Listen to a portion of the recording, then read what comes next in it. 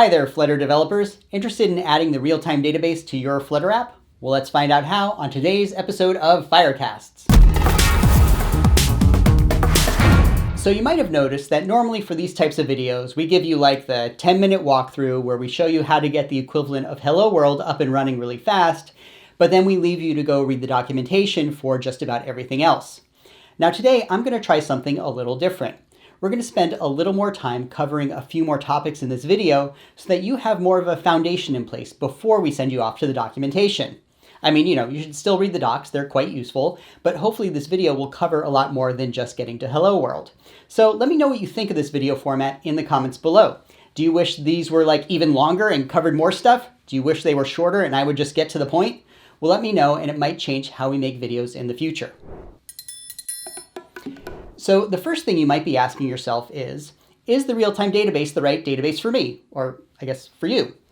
So as you probably noticed, Firebase has two databases available for you to use, the real-time database and Firestore. Now both of these are NoSQL databases that live in the cloud and provide you with results in real time. So which one should you use and what's the difference between them? Well, at the risk of using an analogy that will probably tick off both of the product teams, I'll say that I like to think of Firestore as like an SUV and the real-time database like a sports car. Now let me explain.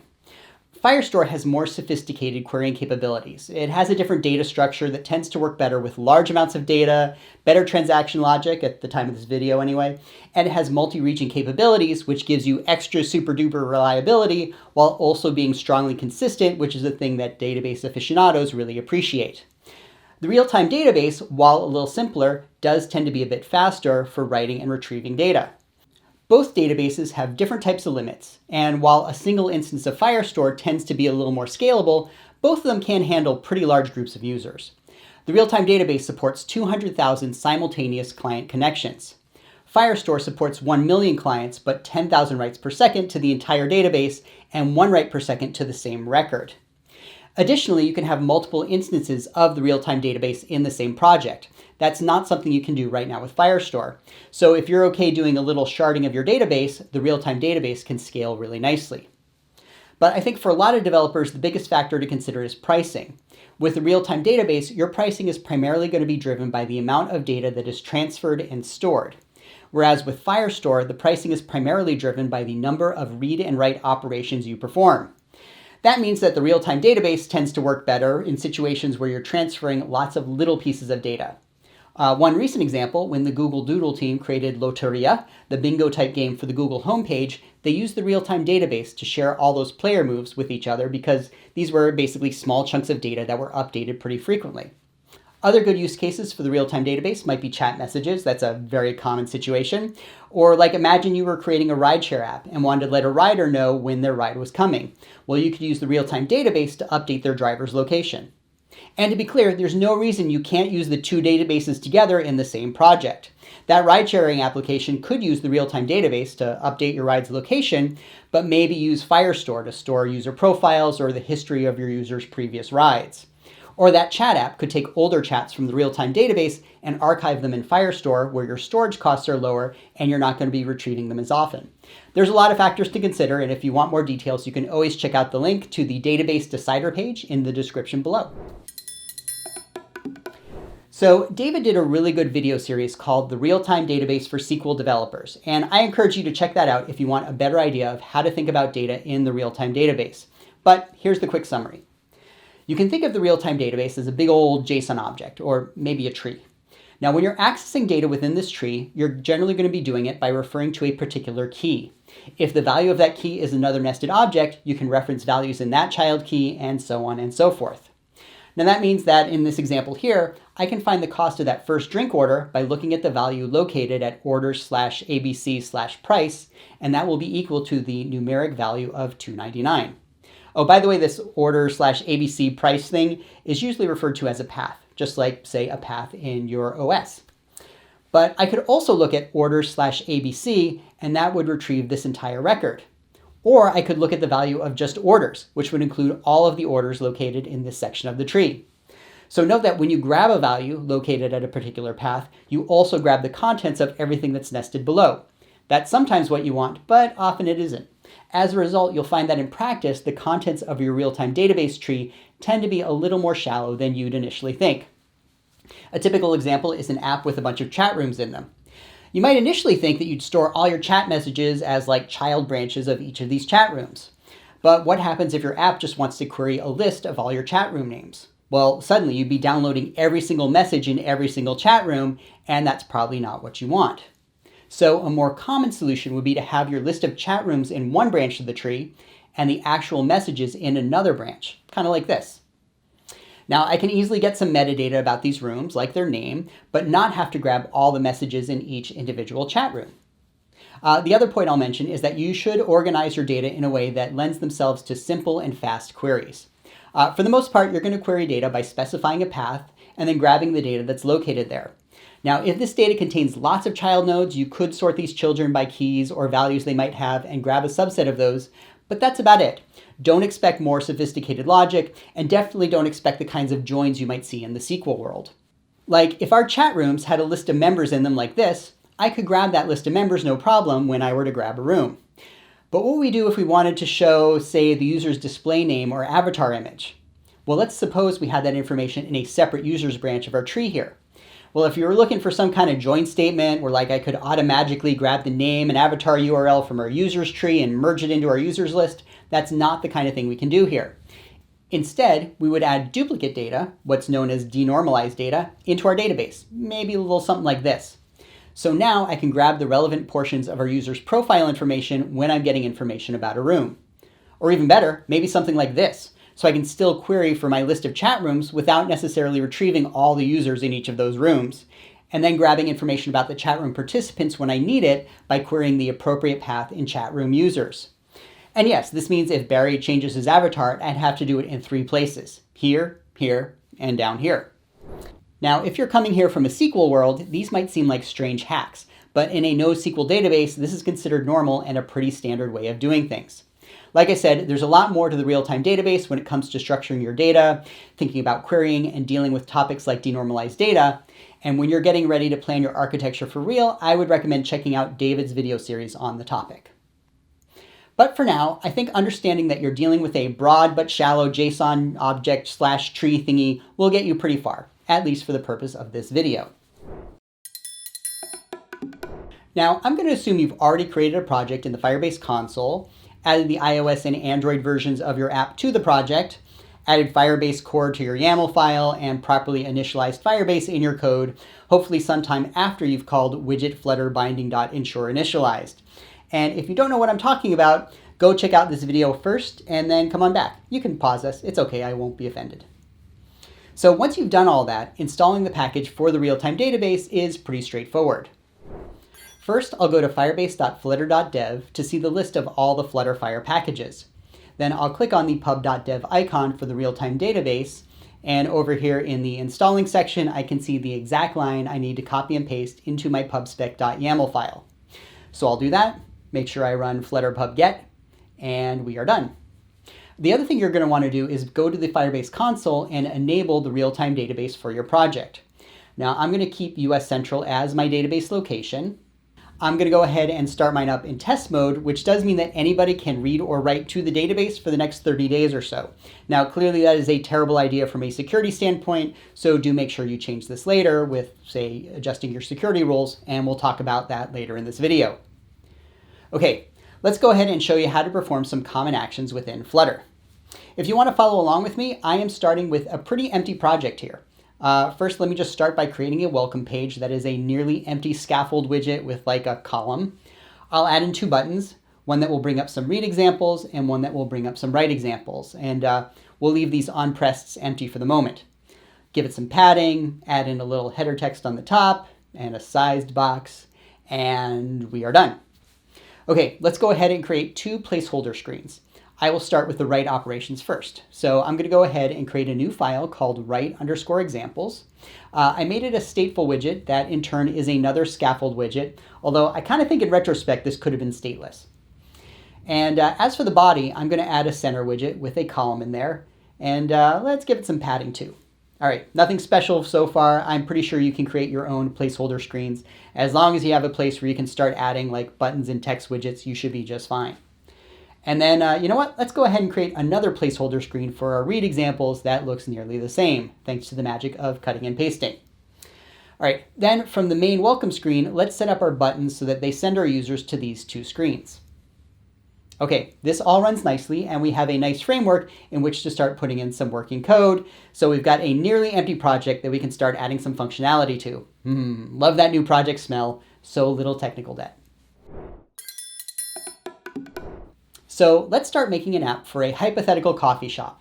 And my first task is going to be storing a record for our daily special. It'll probably look a little something like this, where I have a branch of the tree called daily special, and then we can include, like, say, the description and a price. So I'm going to jump into our write example screen, and let's start by grabbing a reference to our database. So up at the top of our class, I'm going to declare that final database equals firebasedatabase.instance.reference. And this gives me a reference to the root of my database. You can think of a reference as like a path to a location in our database, and right now it's pointing to the top of our tree. Typically, though, you're not going to be writing to the root of the database directly, you're going to be writing to your children. So here, down in my build method, I'm going to create another reference called daily special, and that's going to equal the child here in my tree, the one called daily special. And if I wanted to go several layers down, I could add slashes to my path, something like this. By the way, those slashes at the beginning and the end are kind of optional. In fact, all these paths are essentially the same thing, but I would recommend picking one style and just staying with it for consistency's sake. Although I personally am guilty of not always being consistent with these things. It's kind of a do what I say, not what I do kind of situation. Sorry. So how would we write data to this daily special?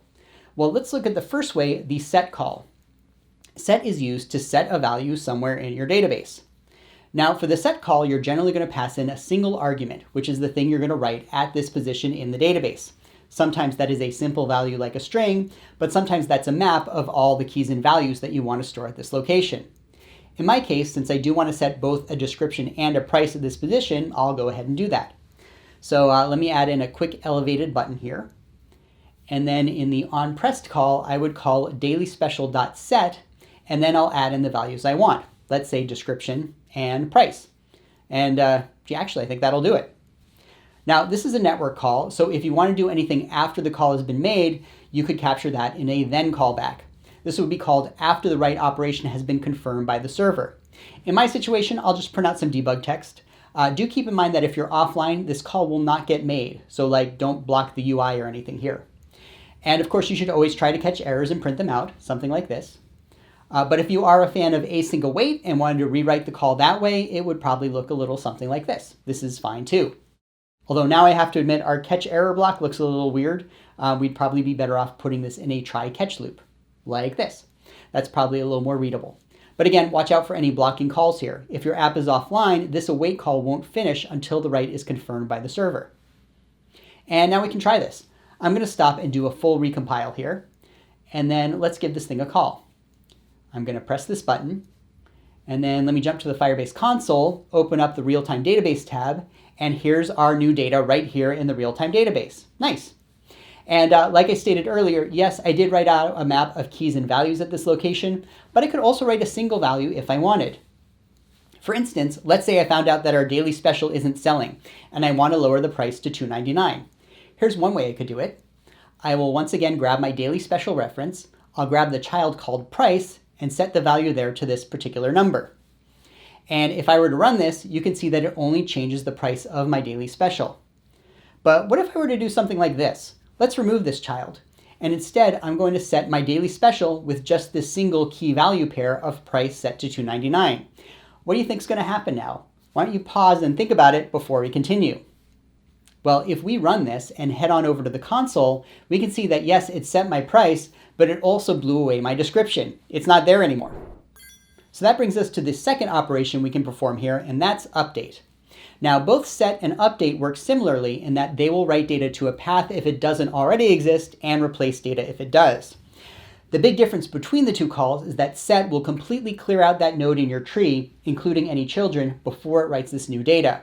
Whereas update will keep any existing children that are already there and attempt to merge this new data on top of it. So let me go back to my app here, and I will add the description back in my console. Then I'll change the set call to an update call instead. Now you can see that if I were to run this code, it updates the price value, but it leaves the description as is. And this call also makes it easy to update multiple values at once. Let's say I had an inventory field that kept track of how many of these things I have left. Well, with the update call, I could update the price and the inventory field at the same time and would change both of these values while still leaving the description unchanged. Now, which call you want to use depends on the situation and whether you think you might want to leave those children hanging around. For instance, in a user record, you might want to store things like their last login time and device type when they sign in, while still keeping other values like their in-app purchase history intact. In that situation, an update call would work quite nicely. On the other hand, there may be times you don't want those extra children hanging around. If my daily drink special included optional children like milk type, syrup flavor, and sprinkles, I probably don't want those kept around when it's time to change the description. In that case, I might want to just completely clear out the entire node and replace it, and I would do that with a set call. Finally, the other important feature to note about update calls is you can use them on completely different paths inside your database. One characteristic of NoSQL databases, like the real-time database, is that you're dealing with a lot of denormalized data. That means data that exists in more than one location, and you will find you'll want to update this data in all these locations at once, and that's something that you can do with an update call. So going back into my app, let's say I wanted to update the price. Now I could do that by calling database.update, and then my first pass would be daily special /price, and my other path would be some other daily special location /price. And I can set these both to $3.99, and when I click my button to make the change, you can see that both of these values get updated right away. This is officially known as a multi-path update, and it's a nice way of updating data that exists in multiple paths. Now, 3 notes about this call, by the way. One is that you'll notice I had to switch my database reference here to database. That is the root node of the database, so I could add paths to these 2 different locations. 2 is that, I'm hard-coding my paths inside of a string, which is generally a bad idea. If this weren't a code sample in a screencast, I would probably replace most of these paths with constants. And 3 is that this call is atomic, meaning that all these updates are applied to my database right away, so I don't have to worry about any inconsistencies where like one path of my database has changed and the other hasn't. Okay, let's talk about adding new nodes to the database. You might have noticed that in most of these situations so far, when I wanted to add a new path, I just went ahead and typed in the name of one. And that will work in a lot of situations. When you're looking to add a user record, for instance, you probably want to use your user's ID as the name of the child in that path. But sometimes you want to add a lot of repeated records. Like let's say my coffee shop app wants to keep a list of recently placed orders. Now your initial instinct might be to make this an array, but for reasons I won't get into, but there is a very good blog post about, we generally recommend not using arrays if you can help it. Instead, we're going to go with something that still looks more like a hash or a dictionary. Specifically, I will create a tree of values that looks like this. And I don't really care too much what this ID is here.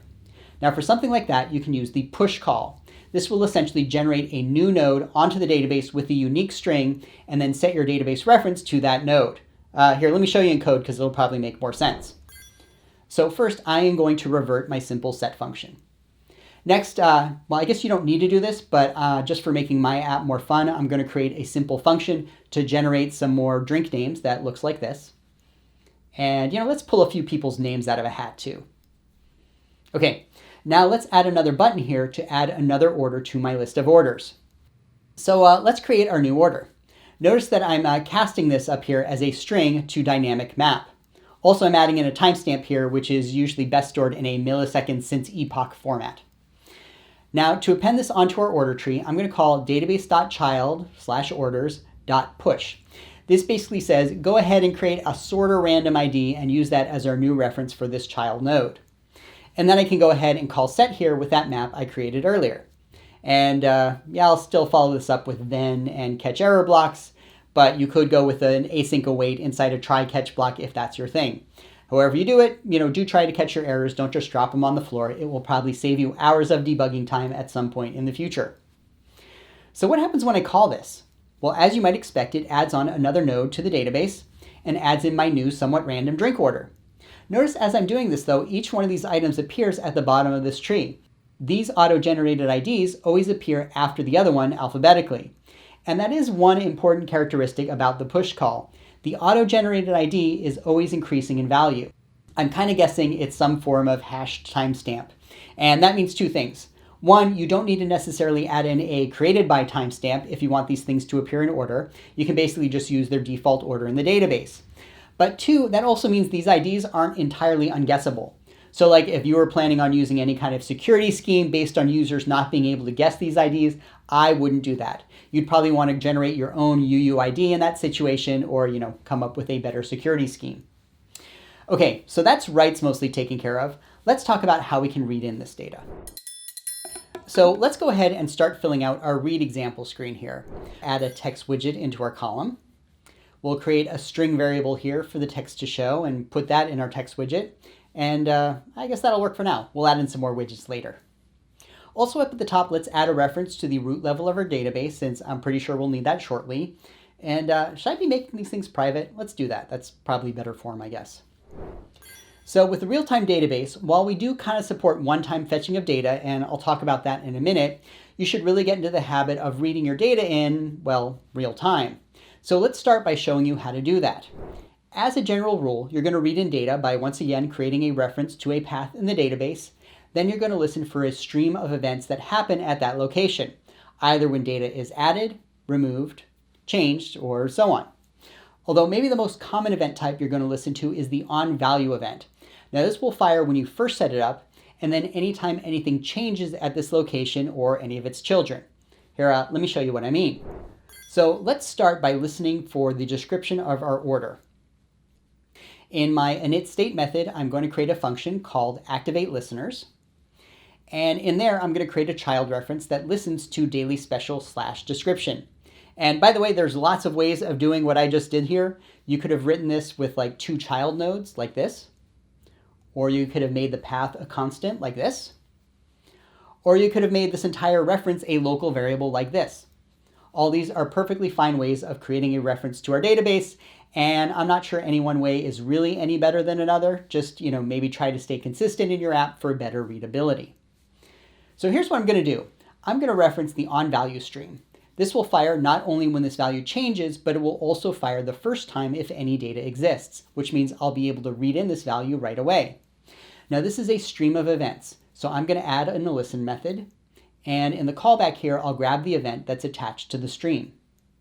And then to get our actual data, I'm going to grab the snapshot from the event. Now this is a data snapshot object, which contains a key, that's the path of this data, and a value. And it's this value property that contains our data. In fact, let's show this on the screen. Let's grab our results by setting the description to event.snapshot.value.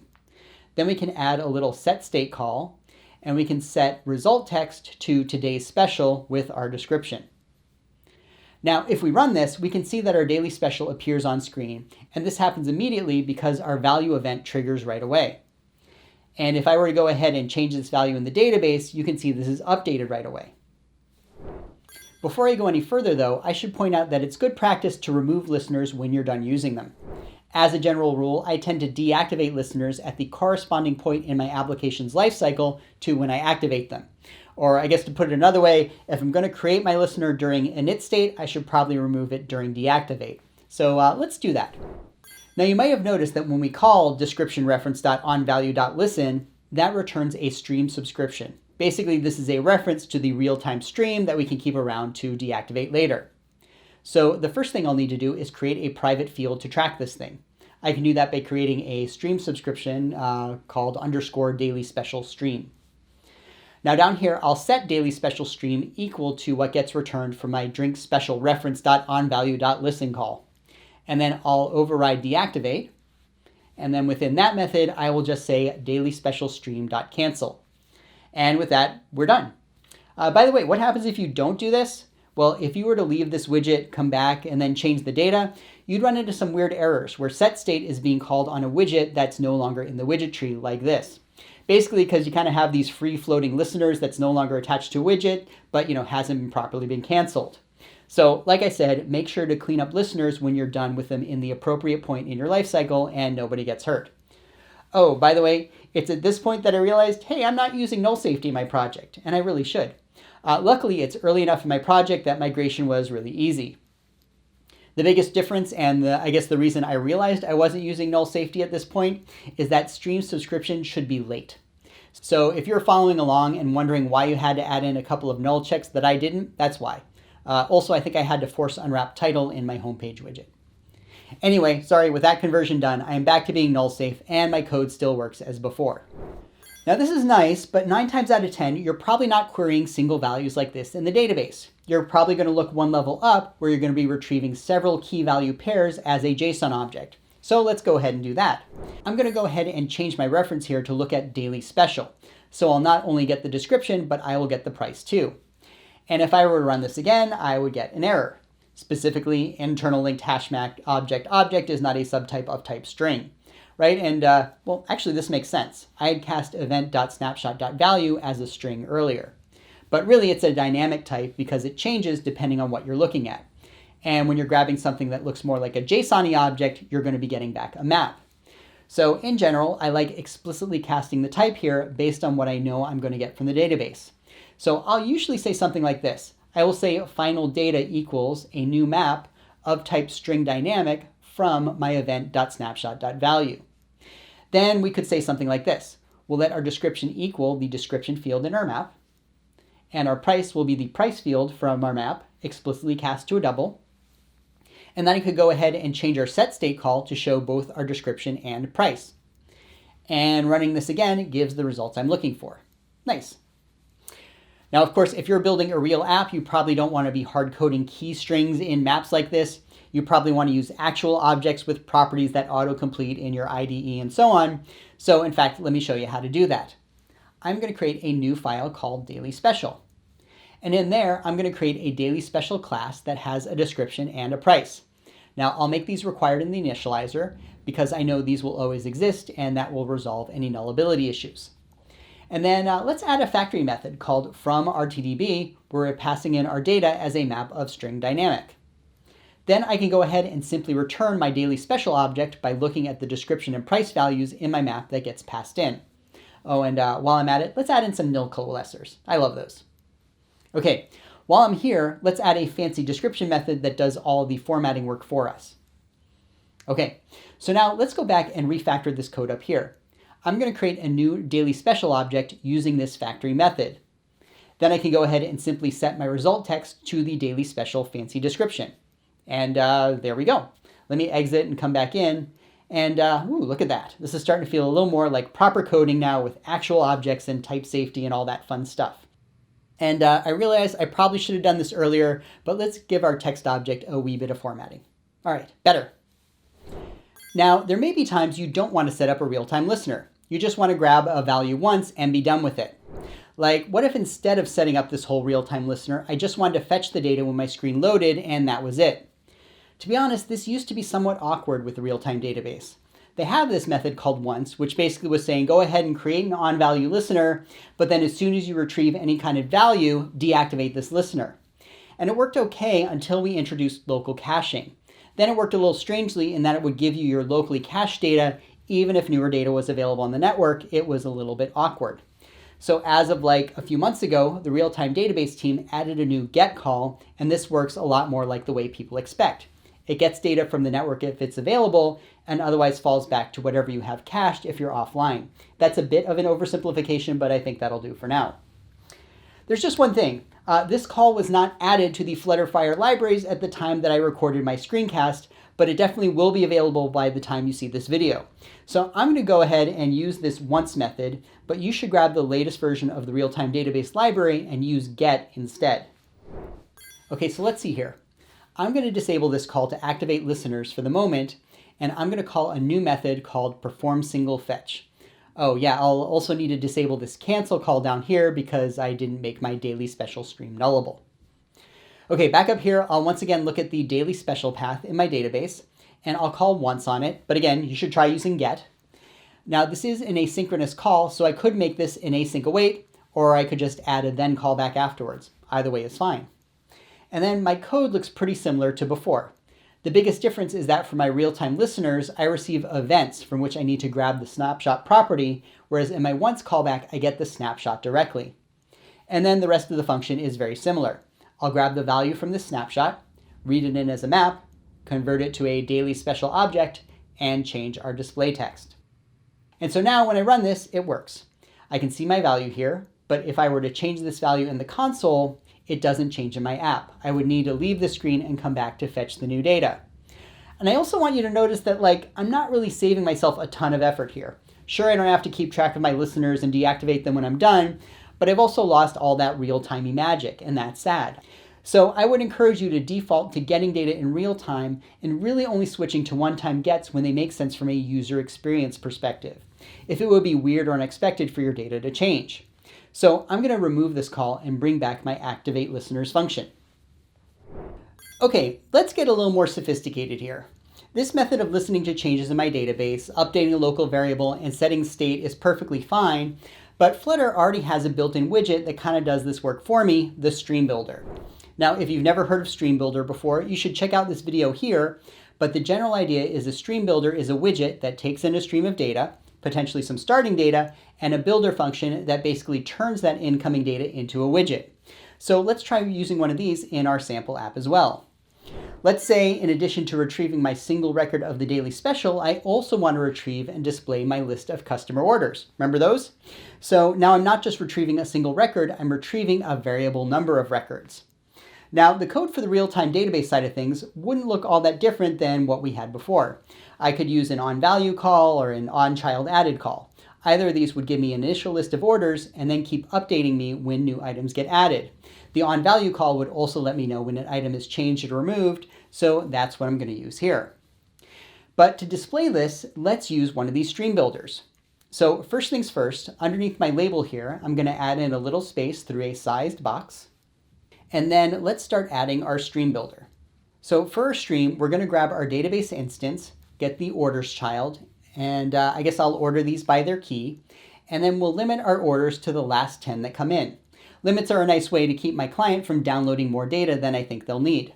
So I have the last 10 children stored by their key in their database, which by a nice coincidence means that we're going to grab the 10 orders that were added most recently.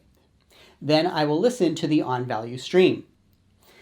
Now then, in our builder, we're going to pass in the context and the snapshot. Now the name snapshot here is a little confusing. It's totally different from the real-time database data snapshot. This is more a snapshot that tells you the state of the stream, specifically if it has any data or if there's any kind of error. Here, let me show you. Let's start by creating a list of tiles that we can display here for our orders. Then we're going to look and see, does our snapshot have any data? If so, great. We can get at the actual Firebase database snapshot by looking at the snapshot.data.snapshot object here. And then I can call value on that to get at the map. So I'm going to say that my orders is a map of type string dynamic from this value.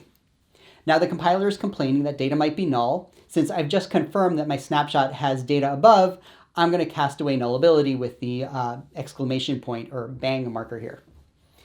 We're now getting another error here that Dart doesn't know where this second snapshot is coming from. So I'm going to fix that by explicitly casting snapshot data as a type of event. Now remember, if we go to the console here, we can see that my orders is actually a map of maps. That is, each of these individual children are themselves smaller maps with keys and values. So what I could do in my code is iterate through each of the keys and values on my map of customer orders, and then I can grab my individual order as a map of these values. Once I've done that, I can go ahead and create a simple little list tile based on whatever's in this map. So maybe I'll do a little something like this, where I can add an icon, a title, where I can grab the value of the description key, and we can do the same thing for our subtitle. And then I'll add it to my tiles list. And then I'll just return that list view where my children is that tile list I just added. And then I guess to make our layout happier, I'll put this inside of an expanded widget. And whoops, looks like that should be icon, not icons. And just like that, when I run my application, I can now see a list of the orders that were recorded in the database, and they still get updated in real time, which is pretty neat. And of course, there's plenty of ways to refactor this. The same way I converted my daily special into a custom class, I'd probably want to create an order class. So I can create an order.dart file. I'll create an order class. I'll add in my fields. I'll add in my constructor and make these all required. Then most importantly, add in the factory method to convert this from a map we might get from the database. I guess the only interesting bit here is that we have to convert our timestamp into a datetime object by using the from millisecond since epoch method. And then I can go back and convert this map data into an actual order object, which would make this a little more type safe. I am now accessing predefined fields instead of arbitrary strings. And I guess instead of using a for each here, I could do a map. Like I can do a little myorders.values.map like this. And then we'll just make this a tileslist.addAll. And if I were more comfortable with using the spread operator, I'm sure that would make this code even cleaner, but I'm pretty happy with what we've got here. And to be clear, yes, I'm using the StreamBuilder down here for dealing with like my big list, but you could use a StreamBuilder anywhere that you have streaming data that you want to display in the form of a widget. So I could also use it up here for my daily special, and I could keep this text widget up to date without having to use a setState call with a separate private variable or anything. There's nothing special about StreamBuilders that only work with lists. And if we were only interested in performing a one-time fetch, we could use a FutureBuilder instead. It's pretty similar, just notice that we're using the once or hopefully get call up here, and we're retrieving snapshot.data.value instead of snapshot.data.snapshot.value. By the way, you might be wondering, hey, don't you need to like cancel all these real-time listeners when you're done with them here? And the answer is no. One nice side effect of using a StreamBuilder is that it takes care of cleaning up event streams for you. So that's one less thing to worry about. I guess another nice side effect here is that if I switch to all StreamBuilders or FutureBuilders, I'm no longer calling setState anywhere, which means I could go ahead and refactor this entire thing into a stateless widget if I wanted.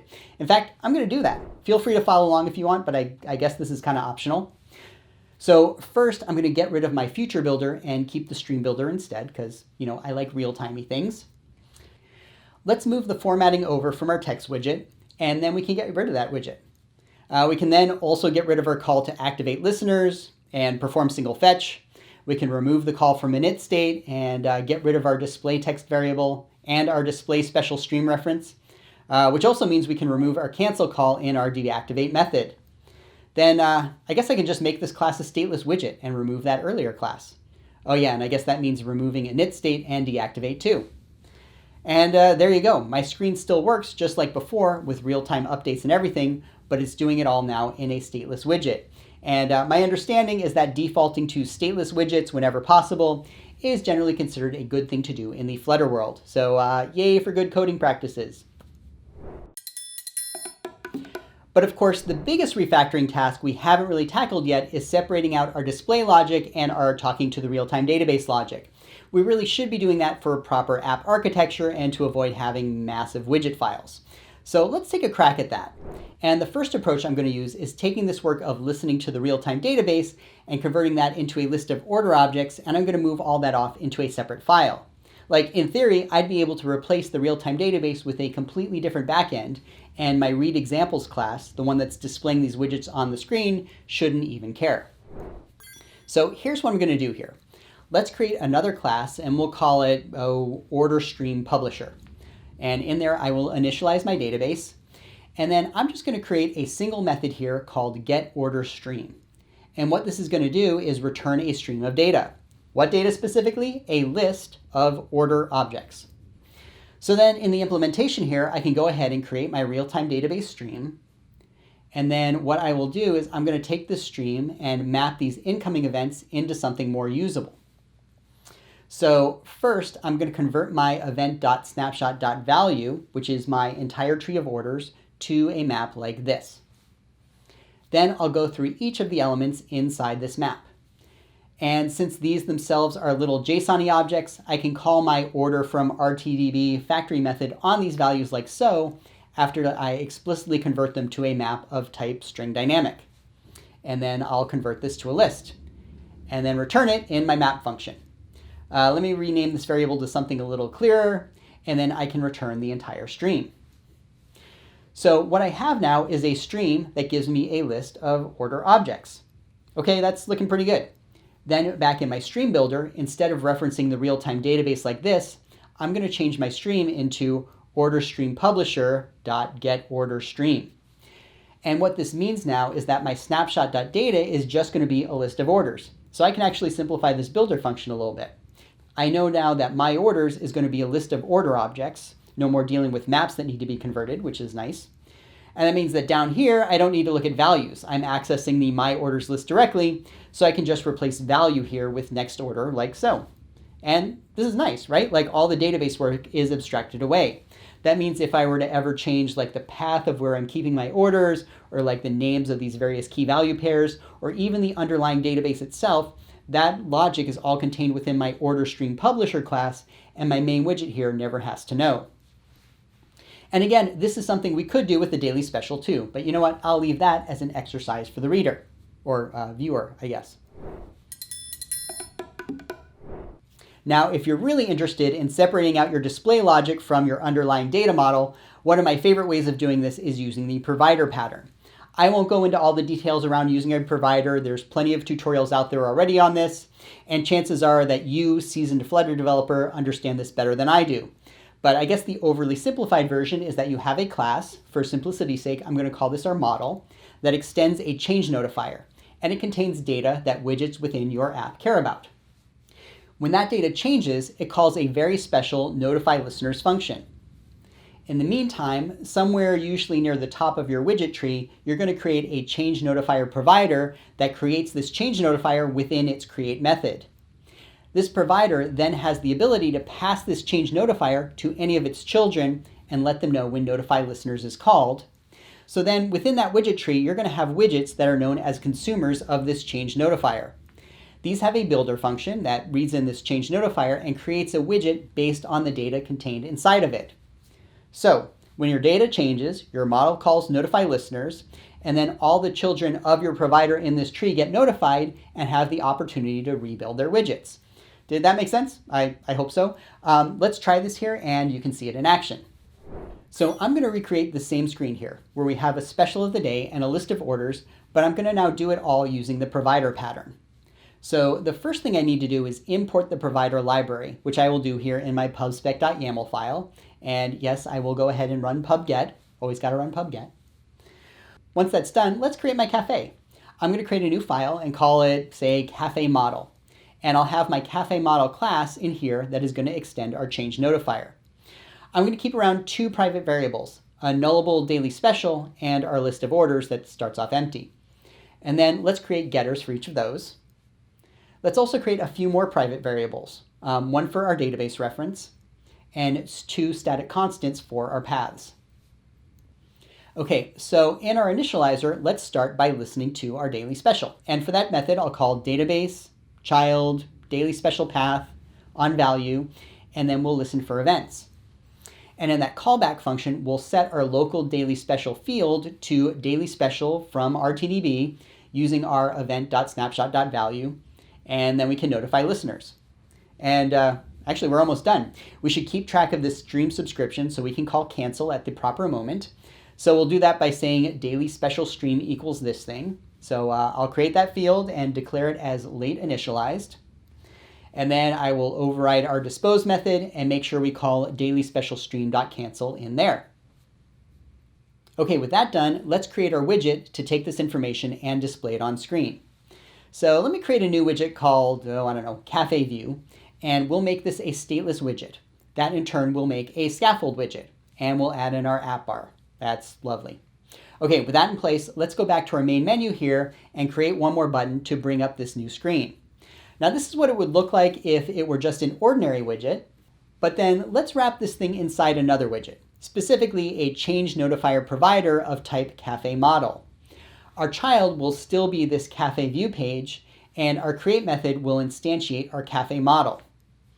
So now going back to our cafe view, let's add in some basic widgets. I'll create a column, make its first child some header text, wrap it in a padding widget, and now what? Well, let's see. Instead of creating another text widget to display our daily special, I'm going to create a consumer widget. This will be a consumer of type cafe model, and the builder method will do all the work of creating a widget based on the contents of this model. Now the three values passed into our builder are context, value, and child.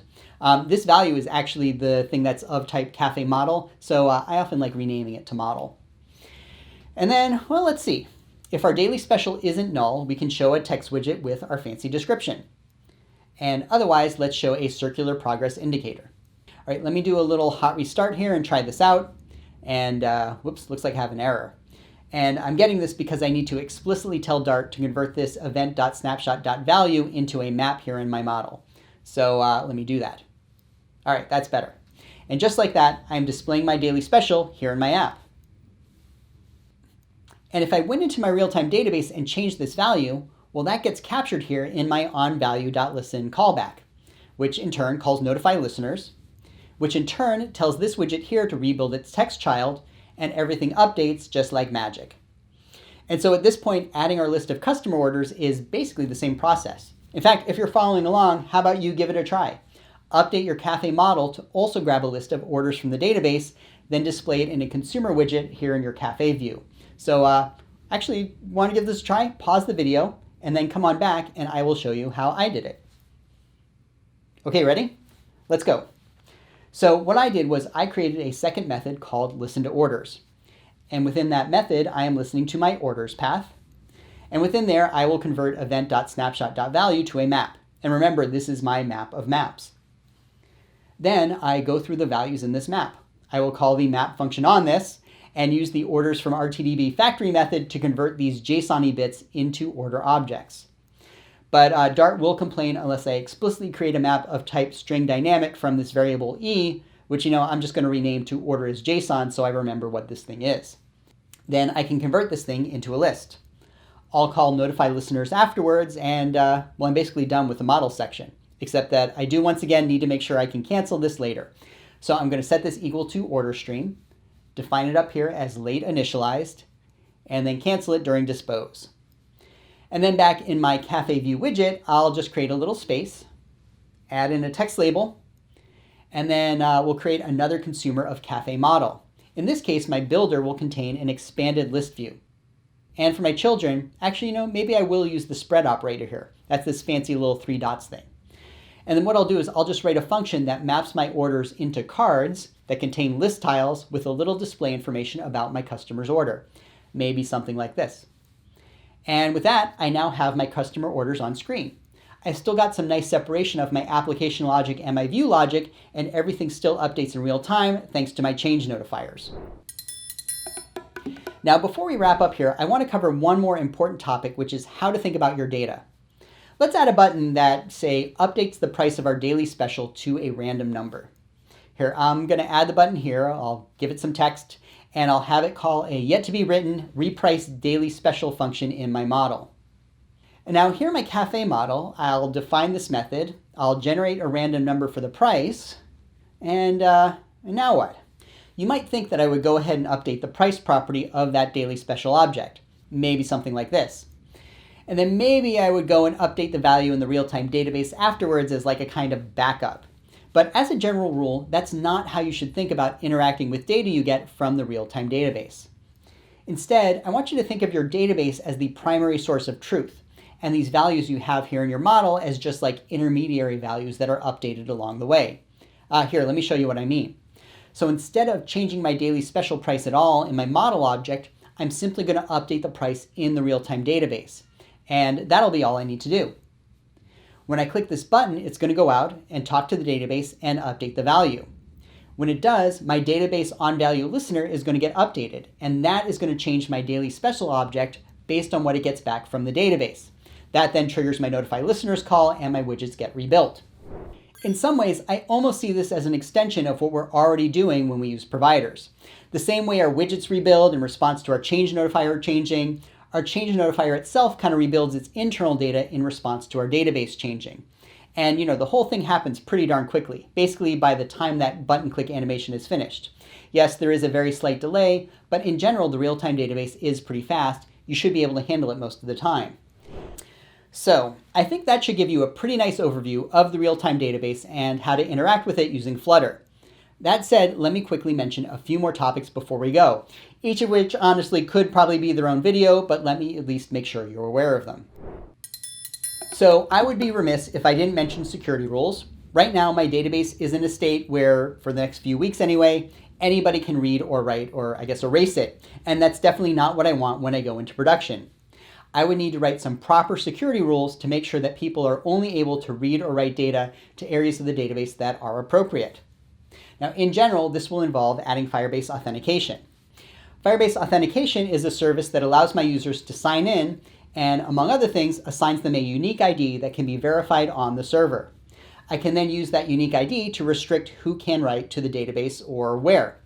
So looking at my data, I suspect I might want my daily special to be read in by anybody. So, it might make sense to leave that as publicly readable. But in practice, I probably only want a small number of people to be able to write to it. So I could create a rule in my security rules like this, where a user can only write to this branch of the tree if their user ID appears in, say, a manager section of the database. So let's imagine I somehow added in a section of my database that looked like this with a little managers tree. In this situation, user ABC would be able to change the value of a daily special because they're listed here in this part of the tree, but user XYZ couldn't. Now, as for our customer orders, I probably don't want a global list like this. This works great as an example for teaching purposes, but in real life, I might change this up a bit to a tree of orders where each customer order was in its own node like this. Then I could say that customers can only write to nodes where their user ID equals the key of this parent node. That's what this $customer ID thing is. It's taking the key of that branch and saving it in a variable called customer ID that I can access later. And to read in these nodes, you would then either have to be a customer, or maybe you could be like a barista, which we set up in the same way as we did for our managers. Now, of course, at this point, I've completely broken my app because I haven't implemented any kind of sign-in or auth yet. So, I'm going to revert these changes for now, but this seems like a good direction to go in. Now, that said, if you notice that I had to go back and restructure my data somewhat to fit my security rules, that is a good observation and something to note. You do want to think about security rules and how they would interact with your database as you're structuring your data, not after the app is nearly done and then you're adding security rules in as an afterthought. Honestly, security rules are an entire topic of their own, and it would take another separate 40-minute video to really explain them well. In fact, somebody's already done that. Jacob's talk from 2016, it's still a good one. And while we have made some improvements to security rules since then, I would encourage you to check it out to get a really nice understanding of security rules and how to think about them in the real-time database. And then, of course, be sure to read the documentation to learn much more. So I've been messing around with the real-time database out on the internet, and that's certainly been fun, but there might be times you don't want to be talking to your production database directly, like if it's a live application and you're worried you're going to mess things up. Or if you're testing against cloud functions, which frankly are kind of a pain in the butt to deploy if you're looking for fast iterative development and you're a Flutter developer, you probably like that sort of thing. So one great option here is to use the Firebase Emulator suite. The Firebase Emulator suite allows you to run copies of like Firebase Auth, the real-time database, cloud functions, Firestore, and more, all locally on your desktop machine, which means that you can do whatever you want to your local data or security rules and not have to worry about messing anything up on production, and you will definitely enjoy testing those cloud functions more. To start working with Firebase emulators, you first need to have the Firebase CLI tool installed, and we have documentation on how to do that. You'll want to run Firebase init in your local directory, which associates your folder with a Firebase project and sets up some initial services. And then you can run Firebase emulators:start to start up a local version of the real-time database. In fact, if I click on this link here, I get something that looks an awful lot like the Firebase console, but it's talking to my locally hosted version of the real-time database. Now, once you've done that, you'll need to tell your client code to talk to the emulated version of the database. And you generally do that when you're creating your database reference. That's one reason why I've been keeping my database as a separate variable here in my class. So here's what I'm going to do. In my class initializer for my cafe model, I will call a useEmulator method. In there, I can determine my host. That's the URL and port my database needs to talk to, and that does change based on the platform I'm using. On Android, it's this 10.0.2.2 thing. On iOS, and I think the web as well, it's localhost port 9000. Oh, and don't forget to import dart.io when you do this. I also need to add the namespace at this point. I believe this is usually your project name, but if you were to go ahead and open up your emulator UI, which in my case is that localhost 4000 page I opened up earlier, and make sure you're on the real-time database page, you should see it here at the top. It's this NS value here. So we can go ahead and put that in our code. Then I'll simply set my database reference equal to the Firebase database with the database URL of this host and this namespace. In my case, since I'm setting this as the value of DB, which is a database reference, I'll then grab the reference of this database.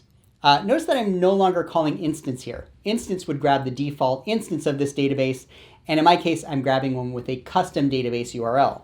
Oh, and I need to remove final up here since this is now changing. And yeah, I suspect there are much cleaner ways of switching between which database you want to talk to, but you know what? This will work for now. And well, at this point, I'm going to hot restart, and I can now talk to the locally running instance of the real-time database, which is empty, so this doesn't look very impressive. But if I were to go back and put something into my database using the locally hosted Firebase Emulator UI, like the daily special, and in order, you can see it's now showing up in my app. Incidentally, I have heard rumors that the iOS simulator will sometimes silently fail when talking to the emulator. If this happens, I've heard the way to fix it is to go into your Xcode project and in your info.plist file, add a row, select app transport security setting, and select allows local networking to true. That said, the last time I tried using the iOS simulator to talk to the local emulator, everything worked and I didn't need to follow this step, so maybe this workaround isn't necessary. Finally, I'll point out that in a case like the real-time database, where you've got potentially new data coming in and out all the time, it can be confusing trying to keep track of what's new and what's been removed and what's changed. So this is one of those times you might want to use an animated list. And you could certainly go ahead and build one. That's probably the right solution if you want some very specific behavior here. But if you want a simple solution, it just so happens that as part of the Firebase Flutter library, there's a widget called a FirebaseAnimatedList. It takes in a Firebase query and an item builder, and it will go ahead and animate in or out list items as needed. Here, let me show you how it works. Now, for reasons you'll see in a moment, I'm going to go back to my earlier read examples widget, the one where I used a StreamBuilder to build my list of orders, and I'm going to comment this out. And instead, let's add in our Firebase animated list. Now, it's going to ask for our query, which in our case will be getting our customer orders sorted by name. And notice I didn't call onValue or anything here. I just want the database query. Now for my item builder, I'm going to go ahead and start filling out this method. Notice it includes the context, the snapshot, which will be the individual item, the animation value, and the index. So let me go ahead and convert our snapshot into an order object. Then I can go ahead and return our list tile widget like before. But then I also want to change our tile based on this animation value, which I believe is like a double that goes from 0 to 1 to show how far along in our animation we're supposed to be. So I'm going to wrap this list tile widget inside of a slide transition widget.